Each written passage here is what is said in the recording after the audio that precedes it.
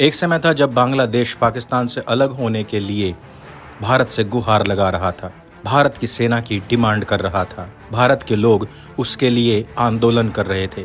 ये एक दृश्य देखिए, बांग्लादेश के लोग भारतीय सेनाओं के बांग्लादेश में प्रवेश के साथ ही उसके कदमों में लौटे जा रहे हैं, खुशी से कूद रहे हैं, उछल रहे हैं।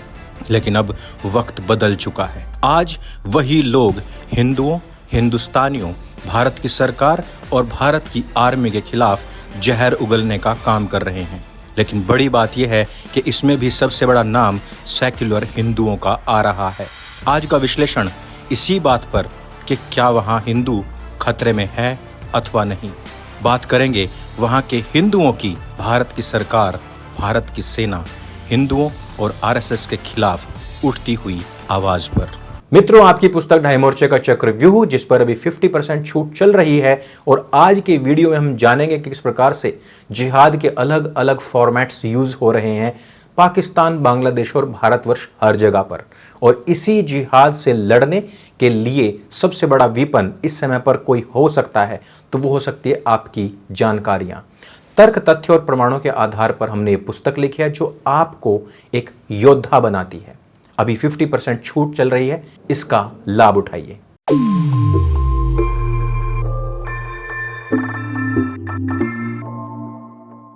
मित्रों, इस समय पर बांग्लादेश की एक हिंदू युवती ने शेख हसीना के खिलाफ इस्लामिक कट्टरपंथियों का साथ दिया। उसने राष्ट्रीय स्वयंसेवक संघ के खिलाफ भी खूब जहर उगला और हिंदुओं के बांग्लादेश में विरोध प्रदर्शन को भारत का एजेंडा बताया। हिंदुओं के खिलाफ बोलने पर उसे इस्लामिक कट्टरपंथियों ने खूब सराहा। यहां तक कि इस्लामिक प्रोपेगेंडा फैलाने वाले चैनल अल जजीरा ने भी उसको अपने यहां पर जगह दी। अब उसके घर पर इस्लामिक कट्टरपंथियों ने हमला बोल दिया है। इसके बाद उसने सरकार की खिलाफत चालू कर दी है। लेकिन क्या यह मामला पहला है या फिर अंतिम है, इसके ऊपर हम चर्चा करेंगे। लेकिन सबसे पहले इस युवती के बारे में थोड़ी सी जानकारी प्राप्त कर लेते हैं। इस युवती का नाम प्राप्ति तापोशी है। यह बांग्लादेश के जहांगीर नगर विश्वविद्यालय की छात्रा है। यह लगातार विरोध प्रदर्शन और जलसों में शामिल होती रहती है। उसने लगातार हिंदुओं के खिलाफ जहर उगला है और बांग्लादेश में होने वाली हिंदू विरोधी हिंसाओं को भी नकारा है। इसके अनुसार वो सारा का सारा हिंदुस्तानी सरकार का प्रोपेगेंडा था। लेकिन अब प्राप्ति ने खुद ही फेसबुक पर अपने घर इस्लामिक कट्टरपंथियों की लूट को लेकर एक पोस्ट लिखा है। फेसबुक ट्रांसलेशन के जरिए जो हमें प्राप्त हुआ है उसके अनुसार, सुनामगंज में कल रात मेरे घर और हिंदुओं पर हमले, तोड़फोड़ और लूटपाट की जा रही है। अभी तक पुलिस की ओर से मारपीट और लूटपाट के आरोप में किसी को भी गिरफ्तार नहीं किया गया है। कितने घरों और दुकानों में लूटपाट हुई है, इस बारे में भी सरकार ने साफ साफ कोई जानकारी नहीं दी है। प्रशासन कह रहा है कि यहां कुछ भी नहीं हुआ। प्राप्ति ने दावा किया कि अगर ऐसा ही माहौल रहा तो हिंदुत्ववादियों की अफवाहें और जोर पकड़ लेंगी।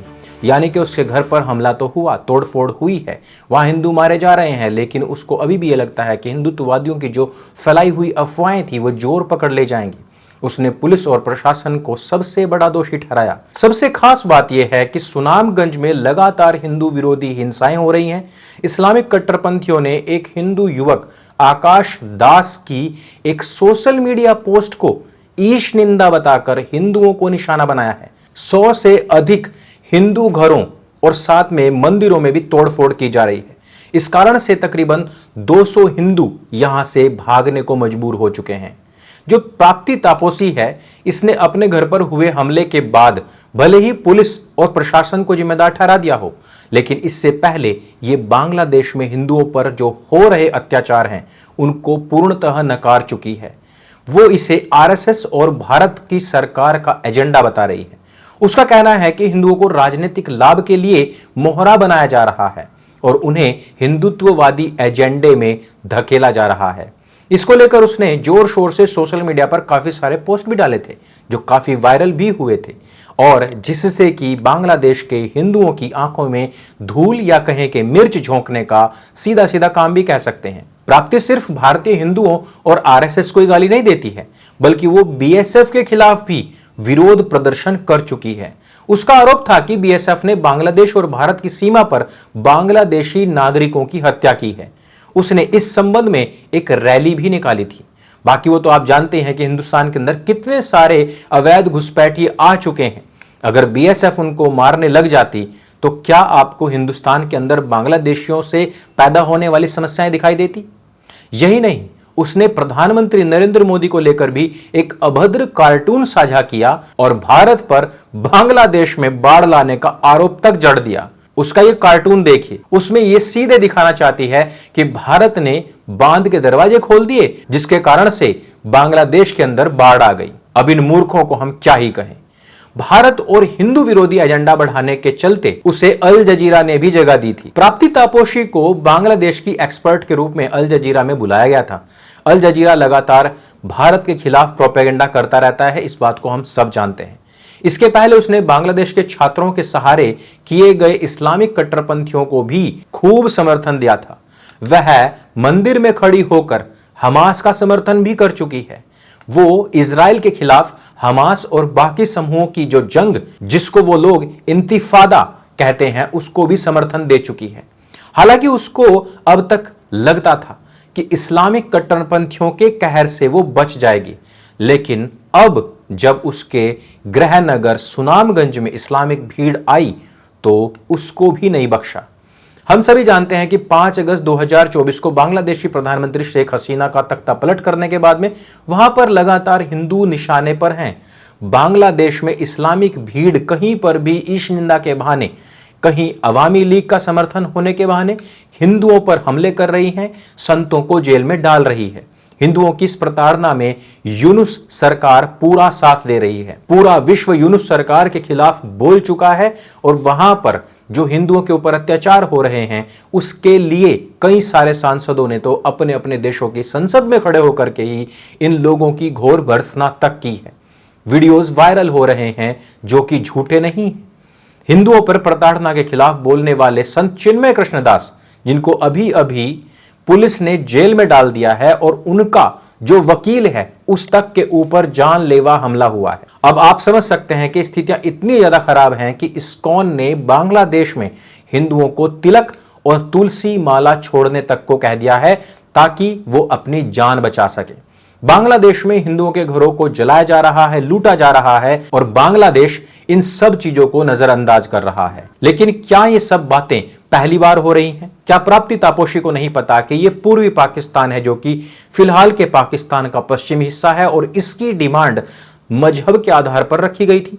क्या प्राप्ति तापोशी को नहीं पता है कि किस प्रकार से योगेंद्र नाथ मंडल का जब यूज कर लिया गया तो उसको उठाकर फेंक दिया गया था क्योंकि वो एक हिंदू था?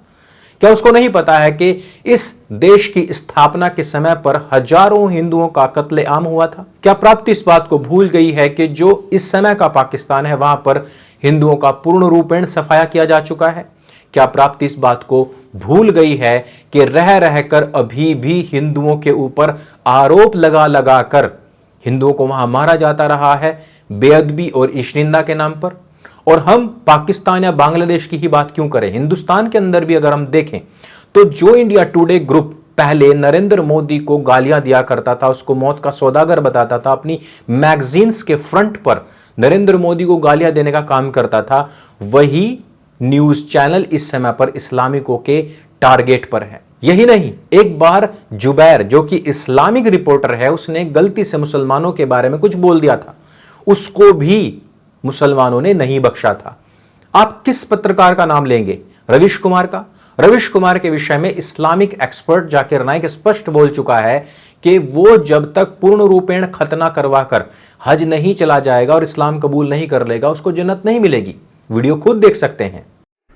What will happen to good non-Muslims? We have seen some very good-hearted journalists like Ravish Kumar etc. who speak the truth, take sides of Muslims and show the ugly truth of the oppressors. It is not just him, there are many others from different professions who are like him. So what will Allah do to them if they don't die as Muslims, as they don't deserve equal punishment like other big wrongdoers? In brackets, you know their names.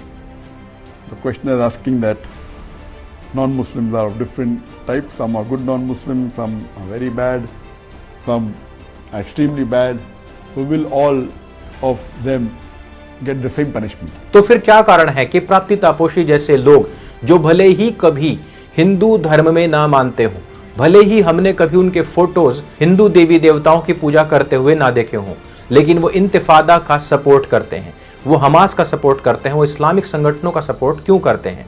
पहला कारण तो यही हो सकता है कि इनके खून में कहीं ना कहीं एक मिश्रण है।